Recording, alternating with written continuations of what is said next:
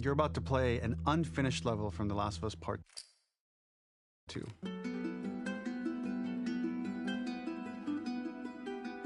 The reason we added this section is there are a few sequences, and we picked the 3 of the best ones, that we cut from the game. Often we build a game that's much bigger than what ends up being the final product. They were months away from being finished, but we wanted to give you an insight of what it's like when we built the game, because often we have this whole thing constructed and it doesn't have final art or audio or dialogue. And here you get to see the building blocks of what it's like when we first string a bunch of these levels together. This is the intro to the first deleted level, and this one is the roughest of the 3. We wanted to show more of how Jackson operates. So this is the festival where Ellie ultimately kisses Dina. This sequence would have come very late in the game as a flashback sequence while you're in the farm with Dina. And we wanted to show what is the rest of Jackson doing, and wanted to put on the stick, make it interactive. So you could see when you're outside, there are all these almost like carnival games that you can play. You could mix drinks, you could play with these kids that are playing a sort of clicker Marco Polo, sit down and listen to conversations. And all the different interactions were first or second pass, very, very early passes. The building blocks are there, but nothing is final. And ultimately, while we were very excited by this sequence, it's pretty fun and lighthearted. It just slowed things too much as we're barreling towards the end of the story at this point. So again, reminder, rough, missing audio, missing animation, missing gameplay tweaks, missing dialogue, but pretty representative of what it would have been. So enjoy. Attends, sérieusement, je vais jouer un...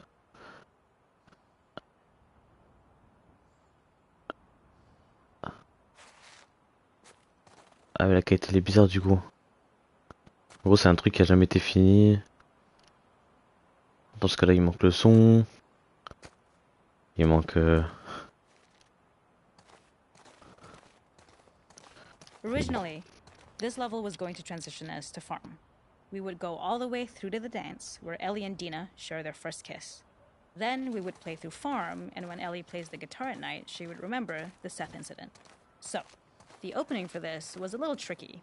We needed it to match at least a little what you might expect emotionally coming from prior beats, because we were already purposefully disorienting you in time and space. Remember, you just came from this huge fight. To jump straight into it would have been a little too jarring. After some back and forth, we rooted it in Ellie's nerves, calling back to her hands shaking in the theater. But this time, for a much more innocuous reason we'll find out later. She's nervous because she has a crush on Dina, who is the only reason why she's here at the dance. Something we really wanted to do was highlight the way their lives had turned upside down since she went down this path. We had this idea of recontextualizing all of our usual gameplay mechanics that were designed for really violent ends. The workbench, door bashes, throwable weapons, and even the infected, which is my personal favorite. Peppered throughout the level are moments of levity or shared history, all the while seeing how happy and mundane they all were before her huge revenge odyssey. Something we really wanted to do was highlight the way their lives had turned upside down since she went down this path. We had this idea of recontextualizing all of our usual gameplay mechanics that were designed for really violent ends. The workbench, door bashes, throwable weapons, and even the infected, which is my personal favorite. Peppered throughout the level are moments of levity or shared history, all the while seeing how happy and mundane they all were before her huge revenge odyssey.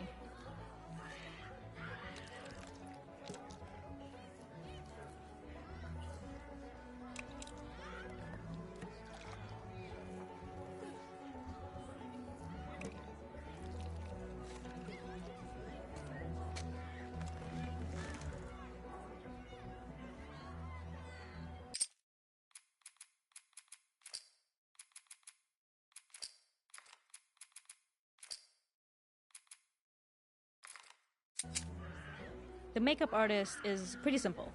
It's one of those little in-game scenes we peppered in to make it feel like Ellie had roots in the town. Hallie, our writer, mentioned that in her mind, an ex-girlfriend of Ellie's tattooed her arm to cover up her scar.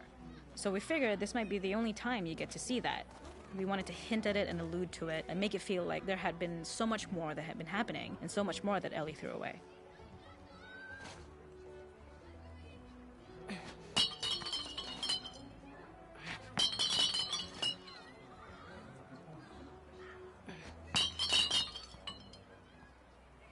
It is not a festival without one of these throwing games.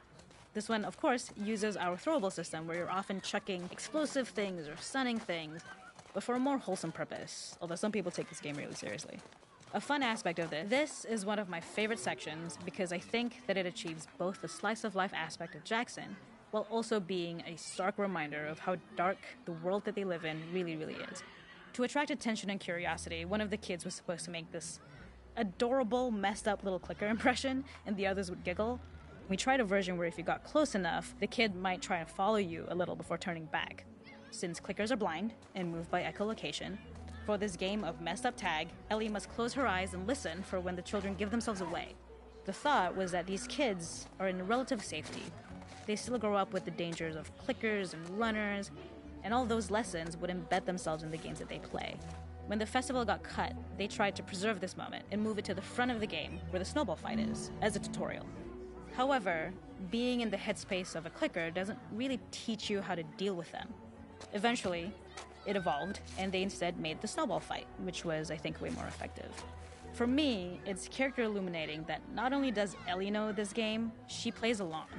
There's a familiarity with the kids that's really nice to see, especially because it's such a difference from the Ellie we see later, who has a sort of hollow normalcy that she's trying to get with JJ, but kind of fails.